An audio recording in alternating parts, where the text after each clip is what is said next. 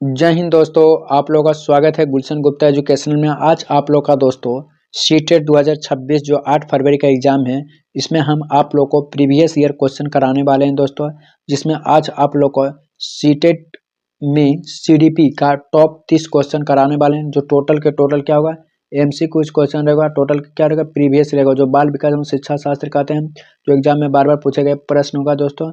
जो CDP practice set कितना होगा, प्रैक्टिस सेट आज 3 है दोस्तों। प्रैक्टिस सेट कितना है, 3 है फॉर सीडीपी सीटेट एग्जाम के लिए दोस्तों।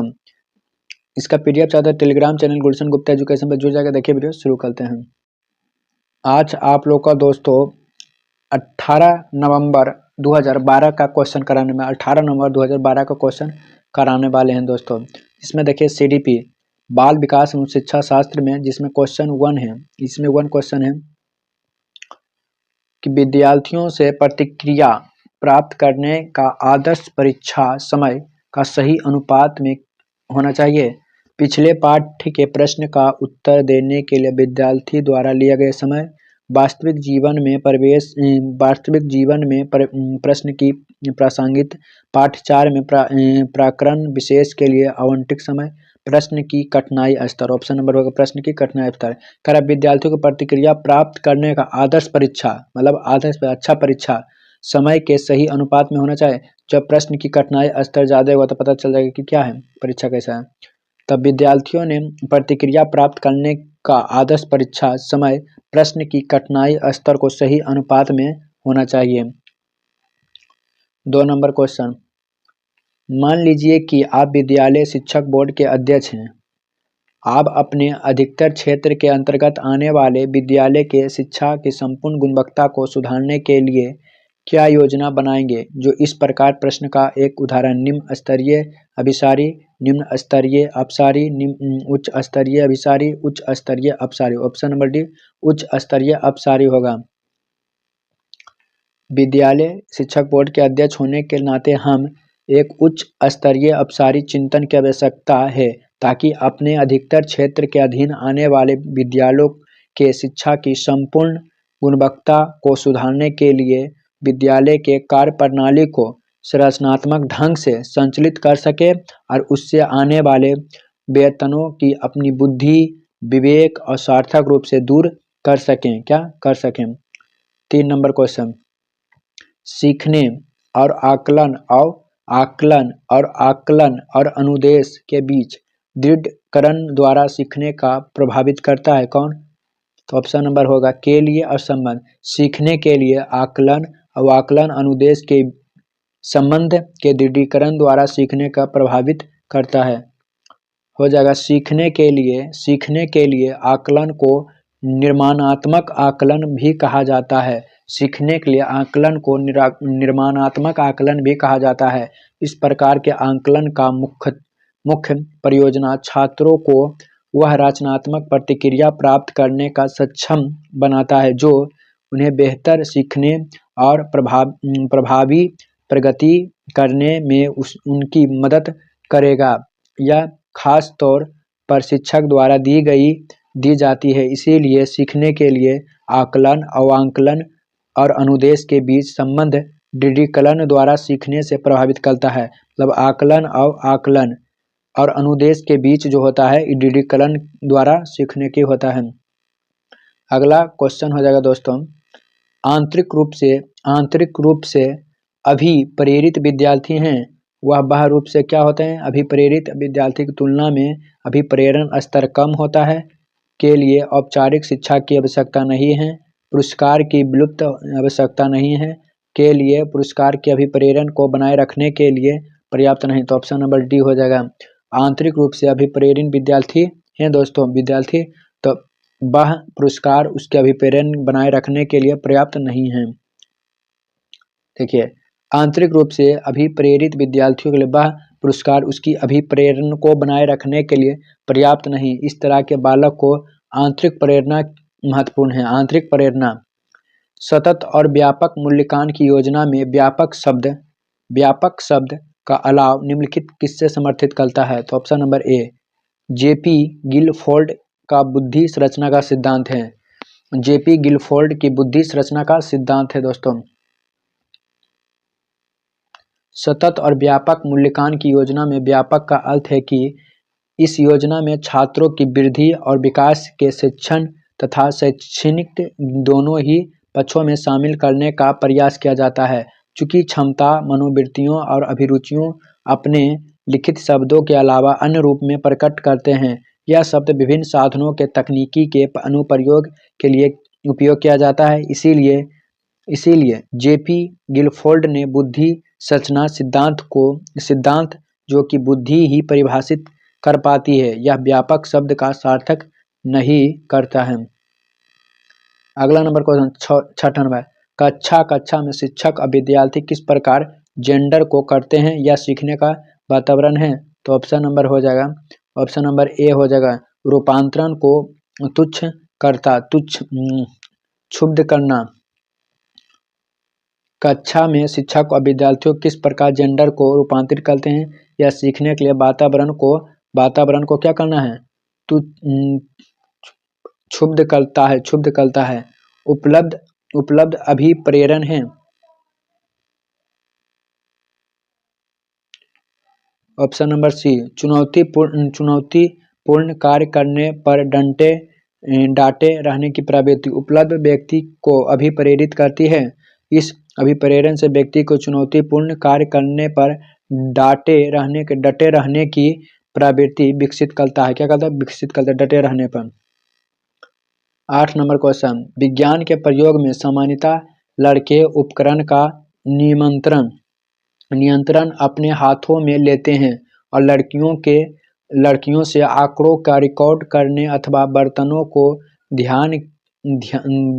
को धोने के लिए कहते हैं। यह प्रवृत्ति को दर्शाता है। क्या दर्शाता है दोस्तों?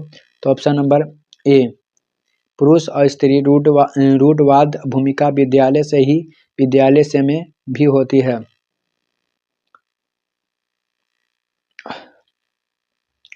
विज्ञान के प्रयोग सामान्यतः लड़कों उपकरण को नियंत्रण अपने हाथों में लेते हैं और लड़कियों से आंकड़े रिकॉर्ड करवाते हैं। यह प्रवृत्ति यह दर्शाता है कि पुरुष और स्त्री के रूढ़वादी भूमिका विद्यालय से भी होती है।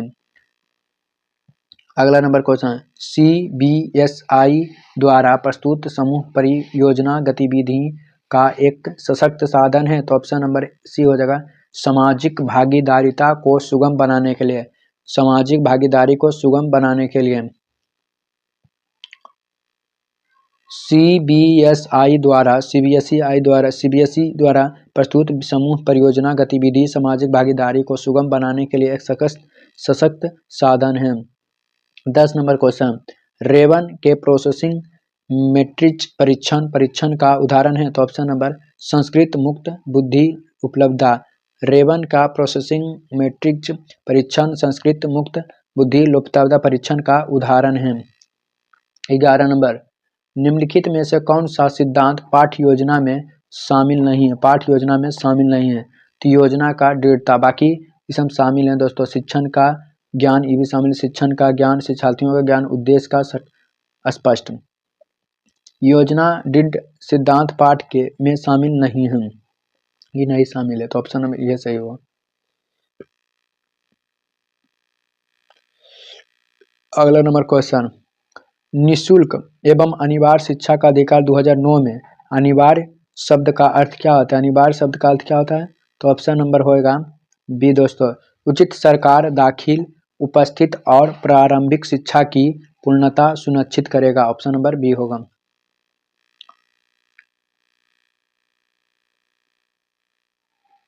निःशुल्क और अनिवार्य शिक्षा का अधिकार 2009 में अनिवार्य शब्द का अर्थ है उचित सरकारें दाखिल उपस्थित और प्रारंभिक शिक्षा को पूर्णता सुनिश्चित करेगा। अधिगम कर्ता और स्वनियम का अर्थ क्या होता है? ऑप्शन नंबर डी, अपने सीखने और स्वयं अनुवीक्षण करने की योग्यता। अधिगम कर्ता स्व नियमन का अर्थ है अपने सीखने का स्वयं अनुवीक्षण करने की योग्यता। मैडम चाय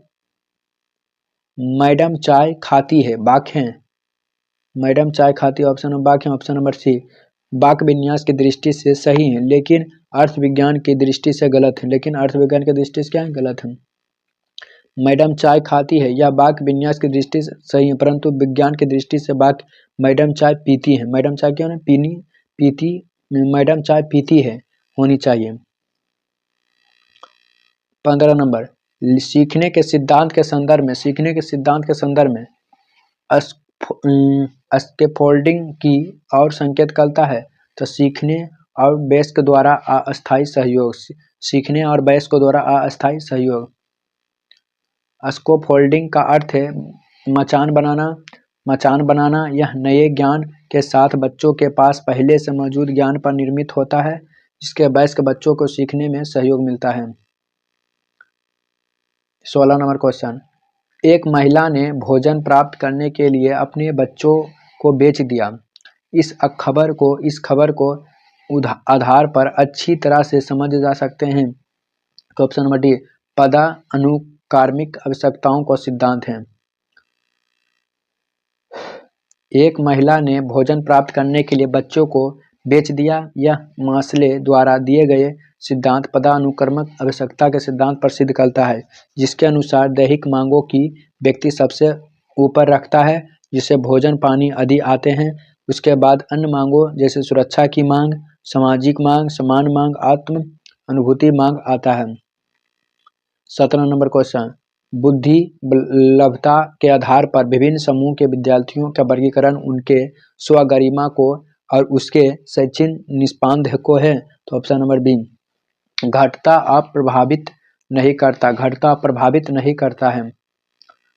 तो ऑप्शन नंबर बी होगा, बुद्धि लब्धता के आधार पर विभिन्न समूह में विद्यार्थियों का वर्गीकरण उनके स्वगरिमा को घटाता है और उनके शैक्षणिक निष्पादन को प्रभावित नहीं करता है। 18 नंबर क्वेश्चन, जॉन ड्यूवी द्वारा समर्था लेब विद्यालय का उदाहरण है। तो ऑप्शन नंबर डी, प्रगतिशील विद्यालय। जॉन ड्यूवा द्वारा समर्थित लेब विद्यालय प्रगतिशील विद्यालय का उदाहरण है। इनके अनुसार इस तरह के विद्यालय में प्रयोग के द्वारा चालचित्र द्वारा लेब के माध्यम से भविष्य के शिक्षक तैयार किए जाते हैं। 19 नंबर, लॉरेंस कोहलबर्ग के द्वारा प्रस्तुत निम्नलिखित चरणों में से प्राथमिक विद्यालय के बच्चों को किन चरणों का अनुसरण करते हैं? आज्ञा पालन और दंड अनुमुख, व्यापक का विनिमय, अच्छे अंतर्व्यक्त, सामाजिक अनुबंध एवं व्यावसायिक अधिकार। तो ऑप्शन नंबर हो जाएगा दोस्तों ए हो जाएगा, ए और बी दोनों, आज्ञा पालन और दंड उन्मुखता, व्यापक और विनिमय। दोस्तों कोहलबर्ग के अनुसार प्राथमिक विद्यालय के बच्चों को नैतिक विकास के पूर्व परंपरागत स्तर पर होते हैं। इस स्तर पर बच्चे आत्म केंद्रित निर्णय लेते हैं। उनमें दंड और तथा आज्ञा पालन अभिमुखता होती है। यांत्रिक अपेक्षा अभिमुखता और व्यक्तित्व तथा विनिमय की भावना होती है, व्यक्ति की भावना होती है। अगला नंबर क्वेश्चन 20 नंबर, एक विद्यार्थी कहता है कि उसका दादा आया है। एक शिक्षक होने के नाते आपकी प्रतिक्रिया होनी चाहिए, क्या होनी चाहिए? ऑप्शन नंबर सी, अच्छा आपके दादाजी आए हैं, अच्छा आपके दादाजी आए हैं। बच्चे अनुकरण द्वारा सीखता है, वे शिक्षक को सही गलत सभी तरीका का अनुकरण करते हैं। शिक्षक होने के कारण अभिभावकों के प्रति सम्मानीय शब्दावली का प्रयोग करना आपका उत्तरदायित्व है। अतः आप कहेंगे अच्छा आपको दादाजी आए हैं, कहेंगे आप अच्छा आपके दादाजी आए हैं, क्योंकि आपका एक कर्तव्यदायित्व है। 21 नंबर क्वेश्चन के अलावा निम्नलिखित घटना वृत्तांत रिकॉर्ड की विशेषता है, रिकॉर्ड की विशेषता है। तो ऑप्शन नंबर हो जाएगा बी नंबर, यह व्यवहार एवं व्यक्तिनिष्ठ साक्ष्य है कि इसीलिए यह शैक्षणिक क्षेत्र के लिए प्रतिपुष्ट या फीडबैक उपलब्ध नहीं कराता है। यह व्यवहार की व्यक्तिनिष्ठ साक्ष्य है, इसीलिए यह शैक्षणिक क्षेत्र के लिए प्रतिपुष्ट या फीडबैक उपलब्ध नहीं कराता है। 22 नंबर क्वेश्चन, मिश्रित आयु वर्ग के विद्यार्थियों की कक्षा में मिश्रित आयु वर्ग के विद्यार्थियों की कक्षा से व्यवहार रखने वाले शिक्षक के लिए ज्ञान सर्वाधिक महत्वपूर्ण है। तो ऑप्शन नंबर डी, विकासात्मक अवस्था में। मिश्रित आयु वर्ग वाले विद्यार्थियों की कक्षा से व्यवहार रखने वाले शिक्षक के लिए विकासात्मक अवस्थाओं का ज्ञान सर्वाधिक महत्वपूर्ण है। प्रभावशाली बच्चे हैं दोस्तों, तो ऑप्शन नंबर ए। बिना किसी सहायता के समर्थ को पूर्ण विकास करते हैं, उसे प्रभावशाली बच्चा कहते हैं। प्रभावशाली बच्चे बिना किसी सहायता के अपने समर्थ का पूर्ण विकास करते हैं। 24 नंबर क्वेश्चन, संकल्पनाओं की व्यवस्था प्रस्तुत विकास के निम्नलिखित किन सिद्धांतों के साथ संबंधित हो सकते हैं। तो ऑप्शन नंबर डी, विकास सापेक्ष रूप से कार्मिक होता है। संकल्पन की व्यवस्था प्रस्तुत विकास सापेक्ष रूप से कार्मिक और सिद्धांत से संबंधित हैं। 25 नंबर, शिक्षा का अधिकार अधिनियम 2009 के क्रियान्वयन के बाद कक्षा में क्या होता है? आयु के अनुसार अधिक समझातियां होते हैं। शिक्षा का अधिकार अधिनियम 2009 के क्रियान्वयन के बारे में कक्षा में आयु के अनुसार अधिक समझातियां होते हैं। बाल केंद्रित शिक्षा के समर्थन निम्नलिखित किस विचारक द्वारा किया गया है? ऑप्शन नंबर जॉन ड्यूई द्वारा दिया गया है। प्रभावशाली बच्चे के संदर्भ में समर्थक का अर्थ क्या होता है? ऑप्शन नंबर, ऐसे विद्यार्थी जो वर्तमान स्तर और ग्रेड को छोड़कर अगले उच्च ग्रेड में प्रस्तुत करना। प्रभावशाली बच्चों में समर्थन का अर्थ ऐसे विद्यार्थी को प्रारंभ से तीव्र गति से शैक्षणिक प्रक्रिया से गुजारना जो विद्यालय में जल्दी प्रवेश दिलाकर तीव्र गति से विद्यालय शिक्षा समाप्त करके बालक के प्रतिभा का विकास किया जा सकता है। ऐसे विद्यार्थियों को वर्तमान स्तर को छोड़कर आगे स्तर पर प्रोत्साहन करना और शैक्षणिक गति का तीव्र प्रदान की जा सकती है। 28 नंबर क्वेश्चन, एकल अभिभावक वाले बच्चे को पढ़ाते समय शिक्षक को क्या रखना चाहिए? बी नंबर, एकल अभिभावक वाले बच्चों को पढ़ाते समय शिक्षक को इस तथ्य को अनदेखा करनी चाहिए कि ऐसे बच्चे के साथ समान व्यवहार करनी चाहिए, क्योंकि एकल अभिभावक की योग्यता, क्षमता और बुद्धि पर कोई प्रभाव ना पड़ता है। 29 नंबर, प्रभावशाली विद्यार्थियों के लिए निम्नलिखित में से कौन सी गतिविधियों सर्वाधिक उपयुक्त होता है? तो ऑप्शन नंबर बी, दी गई संकल्पनाओं के आधार पर मौलिक नाटक लिखना। प्रभावशाली छात्रों में दी गई संकल्पनाओं के आधार पर मौलिक नाटक लिखना गतिविधियों सर्वाधिक उपयुक्त हैं, क्योंकि उनमें मौलिक चिंतन और सृजनात्मक आदि गुण का संयोजन होता है। 30 नंबर क्वेश्चन, शारीरिक गति बुद्धि रखने वाले बच्चे की अंतिम अवस्था निम्नलिखित में से कौन सी हो सकती है? ऑप्शन नंबर ए, शाल चिकित्सक। शरीर गतिक बुद्धि से तात्पर्य शारीरिक गति पर नियंत्रण करने और उससे परिमितता लाने की क्षमता होती है। इसीलिए इस प्रकार के बुद्धि रखने वाले बच्चों को अंतिम अवस्था शल्य चिकित्सक हो सकता है। वीडियो अच्छा लगे तो चैनल को सब्सक्राइब, वीडियो को शेयर करें। आप लोग का दिन शुभ हो।